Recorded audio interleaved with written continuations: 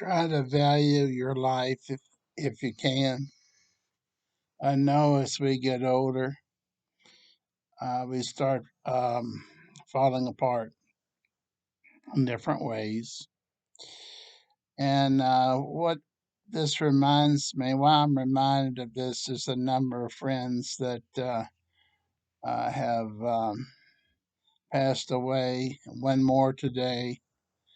Uh, he was 94. He was a doctor, and then I go downtown to eat, and a guy that runs the store, very nice guy, I stopped and I talked to him, and I said, "I'm sorry to hear that your son uh, passed away." And then I said, "How's your other son?" He said, "He's in prison. He took up meth for a career, making meth."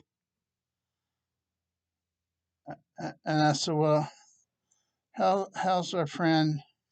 And I mentioned another store owner that's must be pretty crippled up because he doesn't work anymore. I said, "Well, how's he and his wife doing?" He said his wife passed away from Alzheimer's disease. Last time I was at his house was over a year ago, maybe 2 years ago, and I was talking to her. He was fixing her pills in the pill box because she had it then.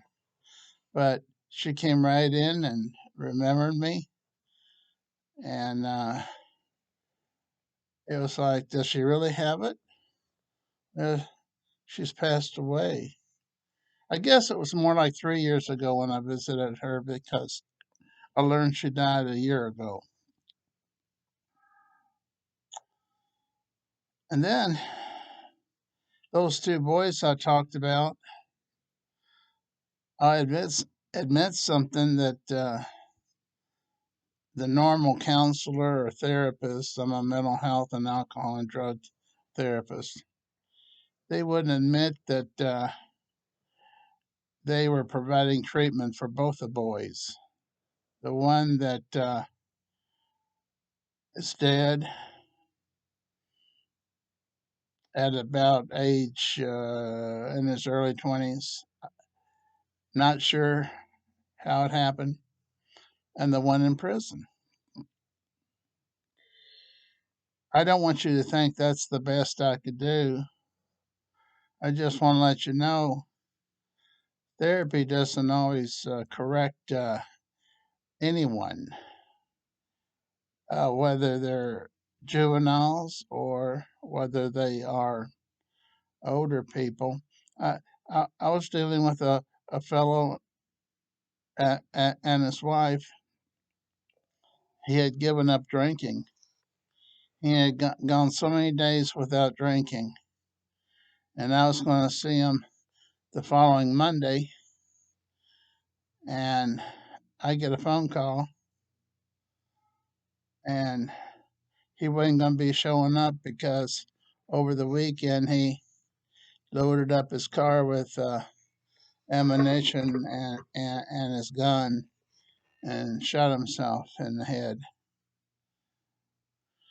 And tough. It's tough dealing with in counseling. However,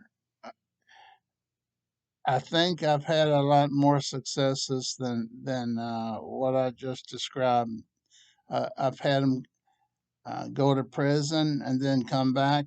Now, when I say go to prison, it was before they started seeing me. They come back. Well, one of them was seeing me, and I. This is kind of funny. I'll have to tell you this one. I talked to him 2 or 3 times in person, and he says, "You know, you're the only counselor that doesn't judge me. You're the only counselor that really seems to be interested in me. I'm not bragging on myself. I'm just telling you what he said. I don't remember uh, what I said to him because he's spent about 3 years in prison. I knew where he was moving was the hotbed for buying and selling and making meth. So I knew this. I thought on that third visit, this is the last time I'm going to see you for a while. I didn't tell him that. I may have said that's not where I choose to live. Well, he comes out and becomes a minister. Well, it happened with two or three different people, godly people, when they came out. Don't think I ever even heard a cuss word come out of these three people's. They were all three men. Uh, and I've had ladies that were lesbians come in from the local women's um, prison here at Madison, Indiana, and they had become they were both married, but they became lovers in prison, and we did a good job. I did a pretty good job meeting with them every week. They kept a great job, and uh,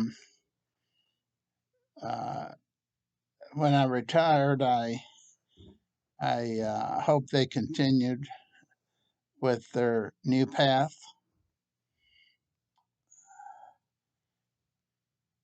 And then they referred a person to me, though, that didn't work out too well. I offered to see him free because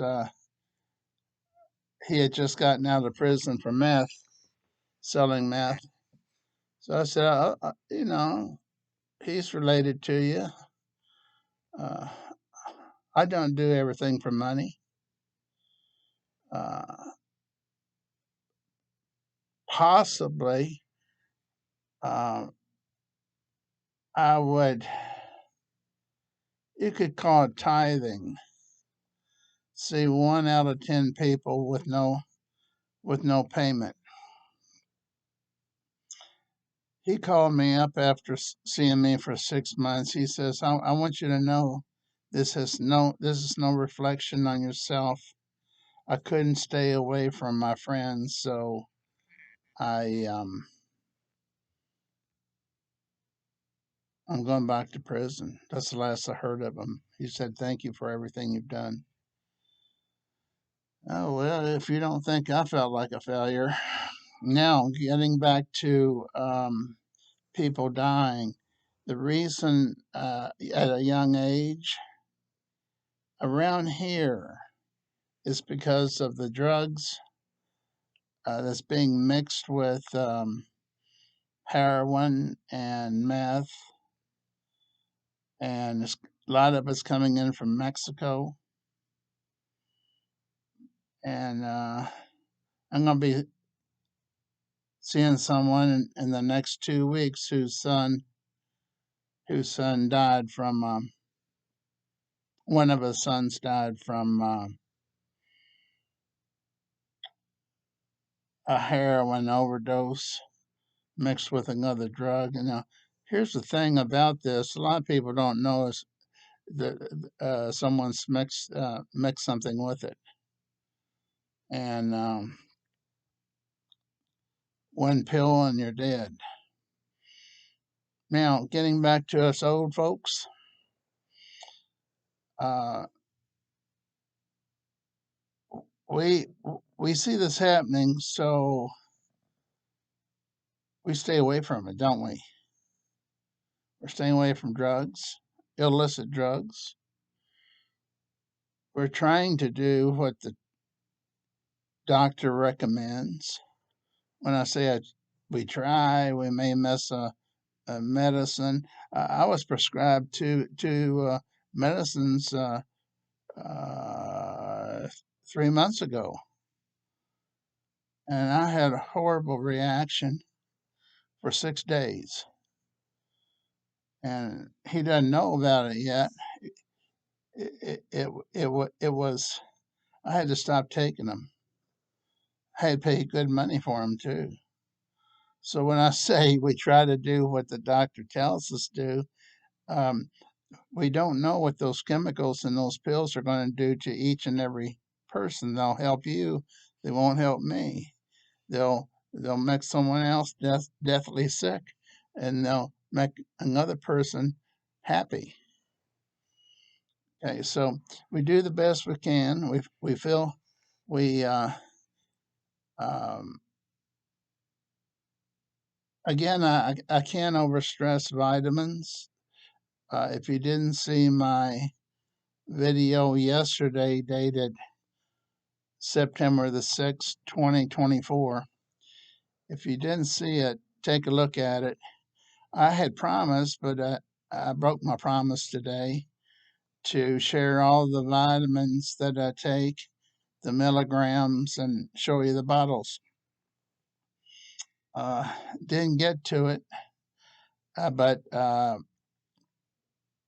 have a video on here about what vitamins I take to live to be 100 years old. So I can live to be 100 years old. Oh, brother. Feeling pretty good right now. It's what time? About 7:30. I call senior citizens at night. I don't have friends except for them too. uh, Actually, five if you talk about the ones I don't talk to every night. There's five. Um, Two that I talk to every night. Keep them feeling like someone's reaching out and helping them and offering suggestions that might benefit them. Here at the house, I'm looking at two guitars. Started playing when I was a teenager. Wanted to be a famous singer until I was told that I never would be a good singer. I won't go into the details of that. Tried to be a writer, wrote 12 or probably 15 poetry books. And you can, if you want to, if you want to read about them, you can go to my Facebook page, and I put several poems from my books there, probably under photographs. I think that's where I saw it. But also, I only mention it so you think I'm not a bum. I actually have worked as a counselor and also as a writer prior to that, and as a teacher for 2 years. I don't talk about the teaching because uh, I would consider myself a D minus teacher, and I said I'm not going to do this to myself anymore or to the kids. And what I meant was to offer inadequate teaching. Not that anyone told me that. I figured it out. So we're going to be talking about things that in the future to lengthen our life. And of course, I don't want to overstress vitamins other than, you know, only thing I said about it was last night. And you can capture a few things I've done to prevent heart attacks. Every family member has died from heart failure. And that's a lot when you talk about your immediate family dying. And I'm 75. Thank goodness I haven't been rushed to the hospital for heart problems. Or in the case of my mother, she just reached for the doctor's door and fell over dead, but she had congestive heart failure. My dad had both heart attacks and strokes. My brother had an aneurysm but died from I think a stroke. Um, and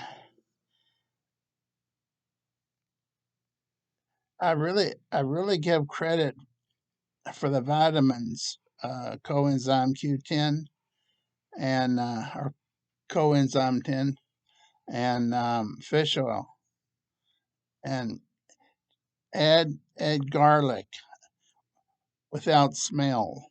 Odorless garlic will keep your blood pressure down. I take 3 of those because it says that's what a dose is every day. As for my heart, I've had no heart problems ever. I've had other problems.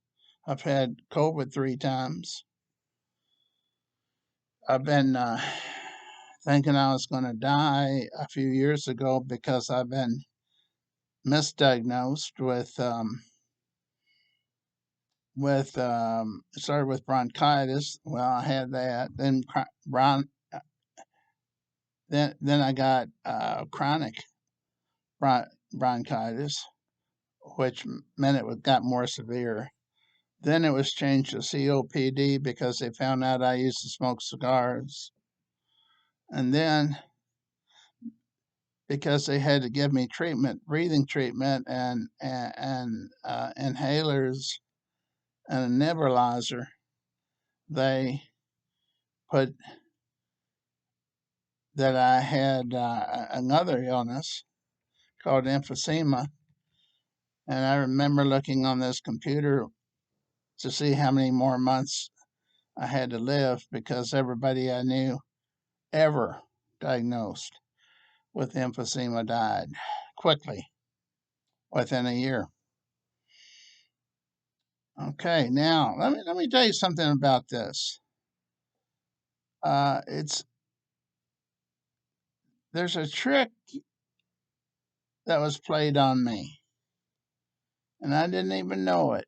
You know all those breathing conditions I just named, the lung conditions, where I needed a breathing treatments. I needed shots in both sides here on the behind. I needed every week. I needed breathing treatments and nebulizer to breathe 20 minutes liquid in my breathe it from a liquid, and then inhalers, 2 inhalers.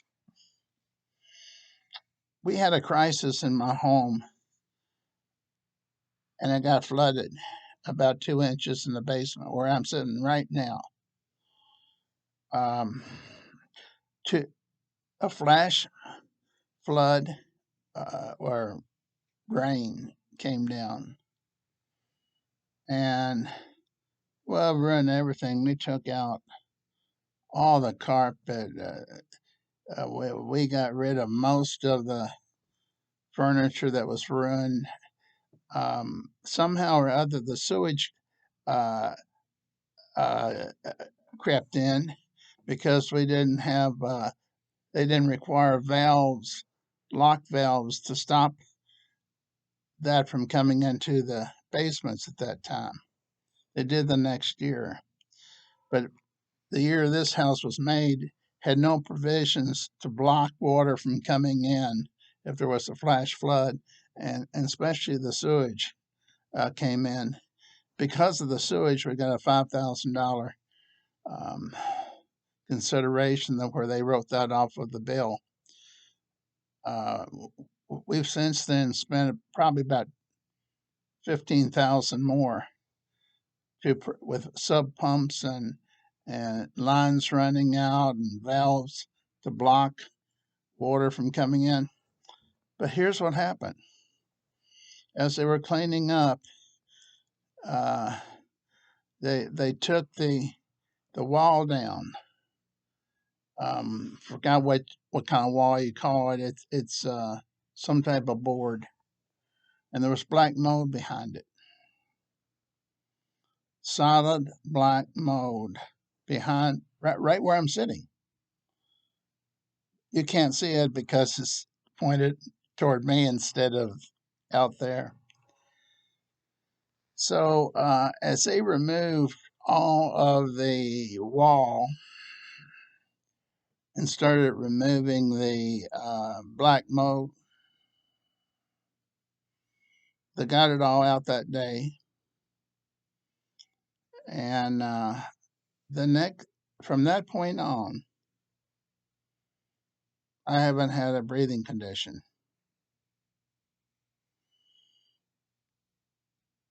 Don't use nebulizers. Don't need shots. Don't cough. Don't don't need that nebulizer where you have to suck in this air for 20 minutes once or twice a day. It was the black mold. No, now I'm sharing this to you because it didn't bother me until I got older. So beware of the environmental um, problems that could occur in your house, including I'd include uh, be sure be sure you have it checked out for different types of insects, and we have it sprayed once a year, twice a year, to keep things from coming in that might bring diseases. At least they're not cute to look at. Um,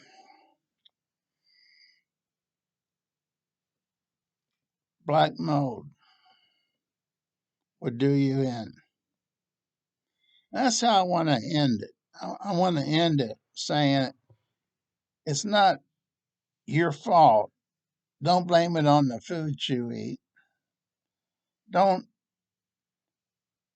necessarily blame it on the nutrients you don't have or not taking vitamins. There's a lot of environmental stuff out there that can affect your lungs and your health. And I live with this now.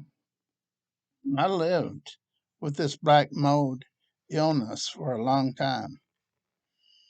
And while this was going on, it was at the same time COVID was happening, or plus or minus months or a year. Like I said, I had it 3 times. But I will tell you this, it was the only time in my life that I was falling. I fell down at the porch reaching for the door to get in. I was going to the refrigerator and I reached for the door on the refrigerator and I collapsed. I was in the attic putting up um, uh, a Honeywell furnace filter that was about that thick. And as I was, and I had been putting it up for 20 years.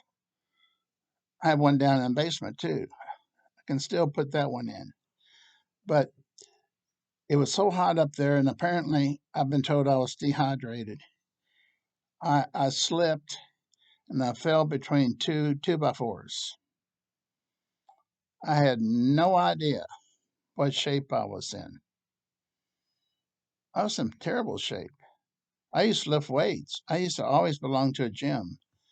And I grabbed the 2x4s and I tried to push myself up, and there was no strength. I thought, oh my gosh, I'm going to have to call the ambulance. Well, I must have shot a prayer up where God heard it. And as I tried and tried and tried to reach up and grab whatever wood I could, that that was part of the roof inside the attic, I barely got enough strength to push myself over and put my foot on a 2x4 and walk to the stairs and go down the stairs. One other time after that, got kind of scary. I was going to the bathroom. It was at night, and I fell and couldn't get up, and I had to call the ambulance to send two men to pull me up and determine whether I needed to go to the hospital or not. Well, after enough water and sitting down and talking, they said, let's do it this way. It won't cost you anything if you don't go. So let's try that first. But we'll be on standby in case you need to go to the hospital.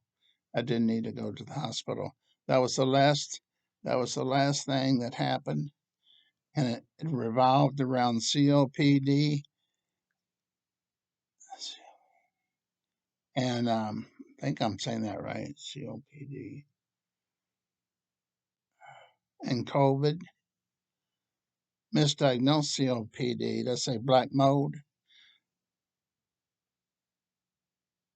that was labeled COPD and emphysema, and the COVID for 3 times. Well, everybody tried to say, well, you're not drinking enough water. Well, okay, I'm drinking more water now. So, um, Pepsi's too, Diet Pepsi's. Not many.